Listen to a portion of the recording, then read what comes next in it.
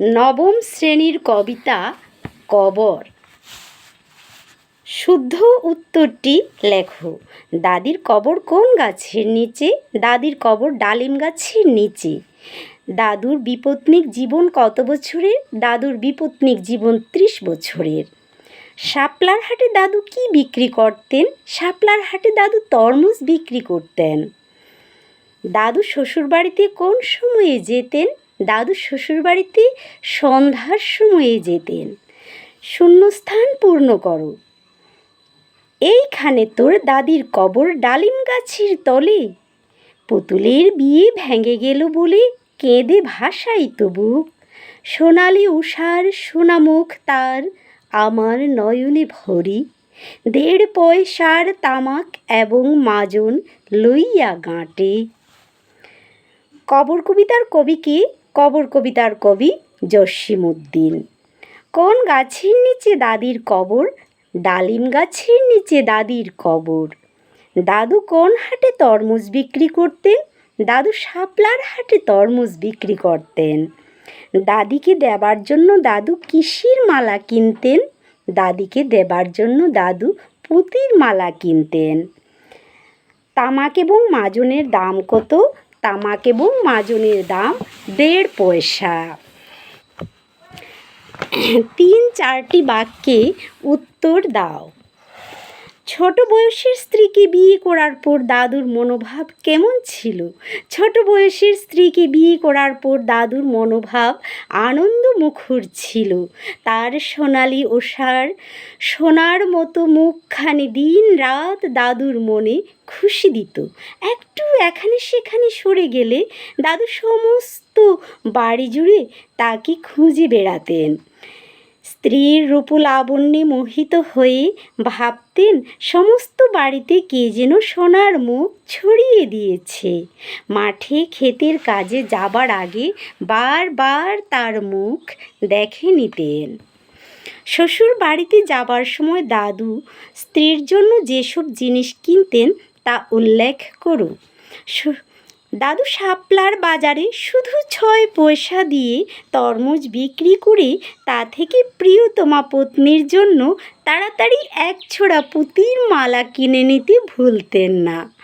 তারপর 1.5 পয়সা দিয়ে তামাক ও মাজন কিনে নিয়ে সন্ধ্যাবেলা শ্বশুর বাড়ি ছুটে যেতেন। উপহার পেয়ে দাদির খুশি কবি কিভাবে প্রকাশ করেছেন? উপহার পেয়ে দাদি খুব খুশি হয়ে নাকের নথ নেড়ে নেড়ে বলতেন, তার স্বামী কেন এত দেরি করে আসলেন? স্বামীর অপেক্ষায় পথের পানে তাকিয়ে তাকিয়ে তিনি কেঁদে সারা হয়ে আছেন। রচনাধর্মী উত্তর লেখো। কবর কবিতার সারমর্ম লেখো। একজন দাদু তাঁর জীবনের সায়ান্নে এসে তার অতীত জীবনের প্রিয় মানুষের প্রতি নিয়তির বিধান অনুসারে যে স্নেহের বিচ্ছেদ হয়ে গেল, সে হৃদয়ের দাবানল ছোট নাতির কাছে করুণভাবে প্রকাশ করেছেন কবর কবিতার মাধ্যমে। তিনি তাঁর নাতিকে বলছেন, যদি গলাগলি করে কাঁদেন এবং ঈশ্বরের কাছে তাঁদের আত্মার শান্তির জন্য প্রার্থনা করেন, তাহলে মনে হয় কিছুটা সুখ পাবেন। 30 বছর থেকে তিনি বিপত্নিক হয়ে আছেন। কত পরিচিত লোক সংসার থেকে বিদায় নিয়ে চলে গেছেন। এমনকি নিজের পুত্রবধূ ও চিরশয্যায় কবরে শুয়ে আছেন। এসব শুনে নাতি যখন কাঁদছিল, তখন দাদুর প্রাণের দাবানল দ্বিগুণ ভাবে জ্বলে উঠেছিল। এ বিয়োগান্তক কথাগুলো সমস্ত সংসারে ছেয়ে গেছে। মৃত্যুটাই জীবনের পরম সত্য। স্নেহের জ্বালায় সমস্ত জগৎ আচ্ছাদিত হয়ে আছে দাদুর মতো। কবর কবিতাটির নামকরণের সার্থকতা আলোচনা করো। শুধু একটা শব্দ কবর তার ভিতরেই রয়েছে সমস্ত কবিতার ভাব। তাই কবিতাটির নামকরণ কবর যথার্থ হয়েছে। মানুষের পঞ্চভৌতিক দেহ থেকে যখন প্রাণ বেরিয়ে যায় তখন দেহটার অন্ত্যেষ্টিক্রিয়া পঞ্চতত্ত্বের যে কোনো একটি তত্ত্ব দিয়ে করতে হয়। ইসলাম ধর্মে মাটি দিয়ে করা হয়। মাটির ভেতরে দেহটাকে ঢুকিয়ে রাখা হয়, তাকে বলে কবর।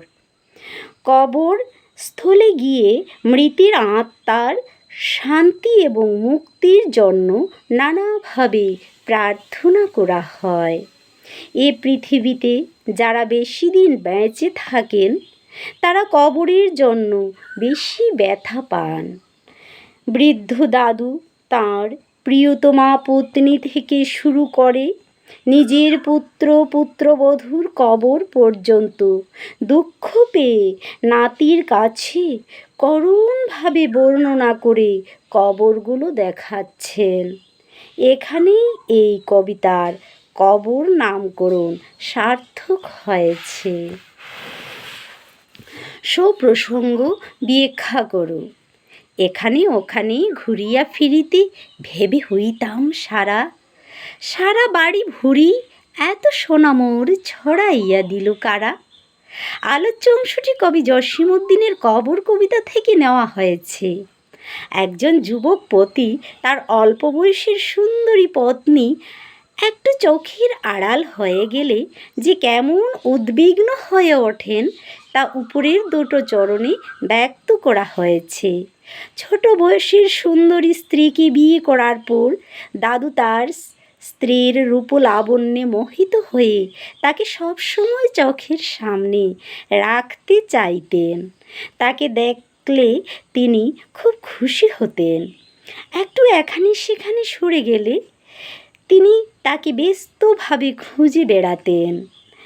ঠাম্মা যখন সমস্ত বাড়িতে ঘুরে বেড়াতেন, পুতুল নিয়ে খেলা করতেন, তখন তার সোনালি ওষার মতো সোনা মুখ দেখে দাদু ভাবতেন কে যেন সমস্ত বাড়িটাতে সোনা ছড়িয়ে রেখেছে।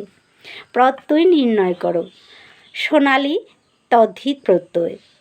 হাসি উজান মাজুন হাসিয়া কৃত প্রত্যয়।